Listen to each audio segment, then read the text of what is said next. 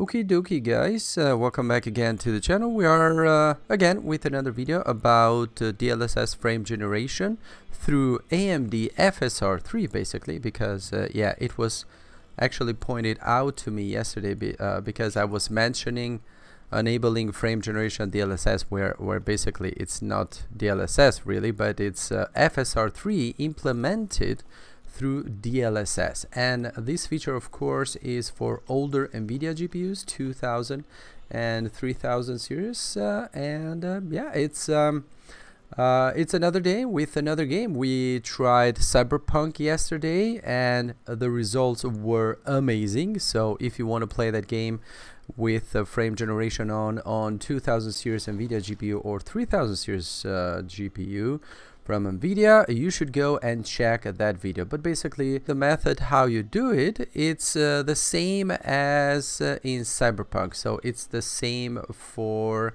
The Witcher 3. So without any further ado, let's move on before we go into the game. Of course the game needs to be closed, and first thing of course we need to go to the GitHub. Nukem9 is the guy that has created this mod, because again, for the people that who don't know, FSR3 is now open source, which means people that know how to use it might get it and mod the crap out of it, which they have already done. And here you will have the link that it will take us to the page Nexus mod, basically where you need to create an account if you don't have it. And here we have 3 files that you can use. You don't need to use the DLSS Tweaks edition, you need to use the first one, or if the first one doesn't work, then you can use the universal one, which has different versions of DLSS universal files that you can use on different games that support Nvidia frame generation. And I say this because some games might crash in some systems, in some GPUs, so your mileage might vary. For me, everything for now, it has gone smooth with the first version of this application. But yeah, if you're having crashes or if you're having problems, or if it doesn't work altogether, you can try the universal one, because basically has more DLSS universal files that you can use instead of the first one if this doesn't work. So practically this is the DLSS with the universal DLSS DLL files that you can use. I mean, I'm saying DLSS because we are talking about DLSS.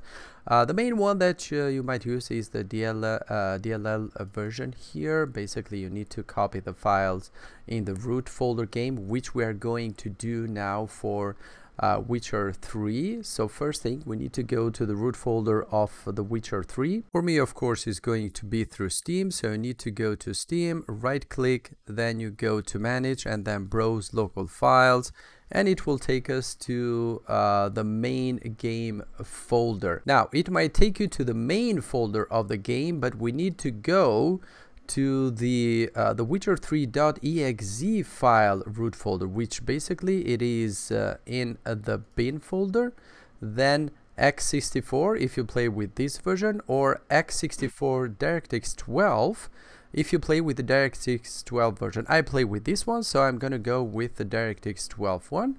Then here of course this is the main folder, the Witcher3.exe, as I told you.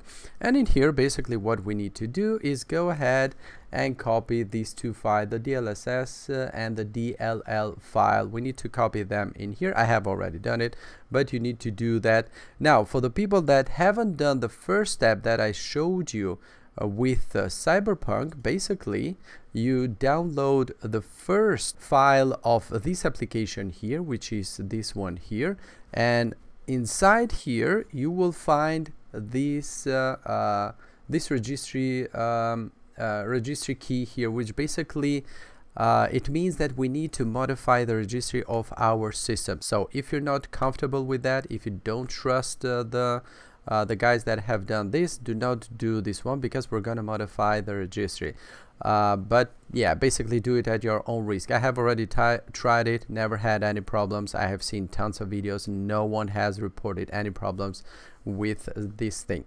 But if for some reason you are having weird problems, or if you want to revert back what you changed, we have another file in here which says restore Nvidia signature check, which basically restores the registry the way how it was before doing the changes. Now another further step that you can do before doing the changes is to create a restore point on Windows through Windows basically, and if something happens, or again if you change your mind, you can restore to the point that you have created before doing the changes. Now basically you just double click the file, next. It's gonna give you a bunch of warning because of course we're gonna modify the registry.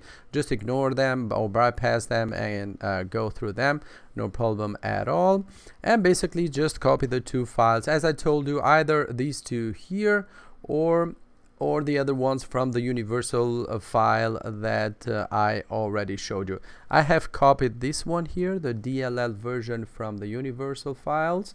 And if we go back after you have done that, of course you open the game, but if you go back to my game, you will see that we go to options, video, then graphics. Of course you will see everything cranked up, ray tracing quality, DLSS quality, everything maxed up except for of course motion blur. I don't like that, vignette or chromatic aberration. And if we go to display, 4K maximum frame rate, if you haven't done the procedure that I told you, DLSS frame generation should be altogether not functional, not even toggleable, so it will be grayed out. But since I have already done what I just showed you, now we can toggle this on and off.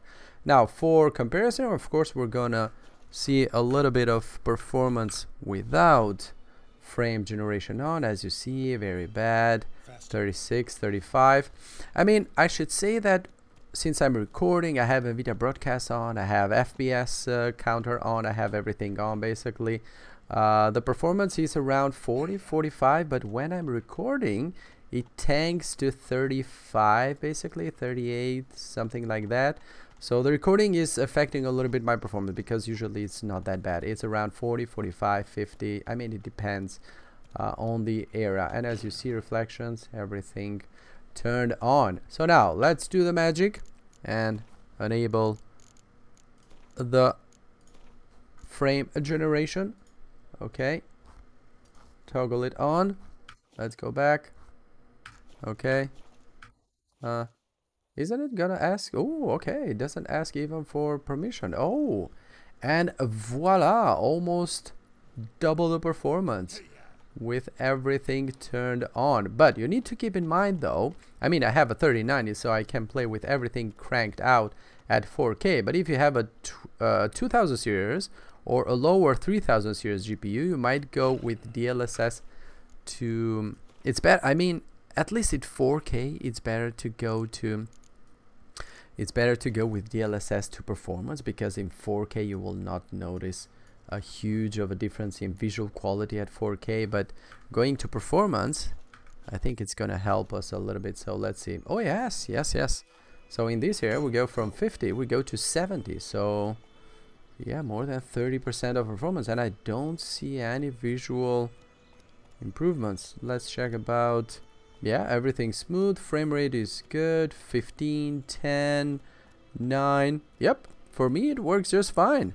I have the latest version of the game as of now, 14th of January.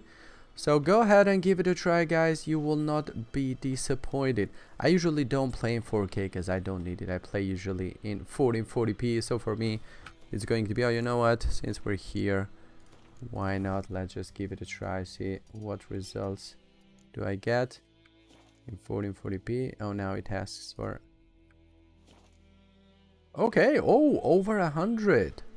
I mean, in the city it's going to be around 60, I guess, 70 maybe, but it's really good. I don't see a noticeable difference in performance. Oh, I can even go to quality in the DLSS and still be around 90 maybe.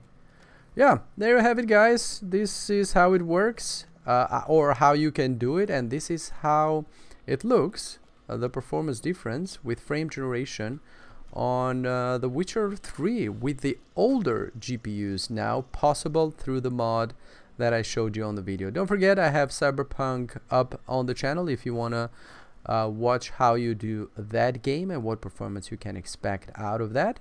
And of course, we're gonna try other games that support Nvidia frame generation, and we're gonna see how the performance is gonna change and how it's gonna look. For now, it's looking amazing, and I'm enjoying this so much because I have played a lot with Cyberpunk actually after that, with path tracing on a freaking 30 series. So yeah, I mean, it's a 3090 still, it's a high-end car, but yeah, I mean, I was able to get 20 to 30 FPS with path tracing before, even with DLSS, but now with frame generation I can go to 80, 90 comfortably. So yeah, almost not almost, but 4 times the performance, which basically it's almost the same here. Okay, then that was it, guys. Thank you very much for watching. Stay tuned for more. If you want to know something in particular, just ask on the comment section and I will try to answer you guys. And yeah, of course, don't forget all that good stuff. Subscribe, like, comment, even dislike if you wish. I mean, that's an interaction too with the channel, although it's a dislike, but it's a good metric for the channel anyways.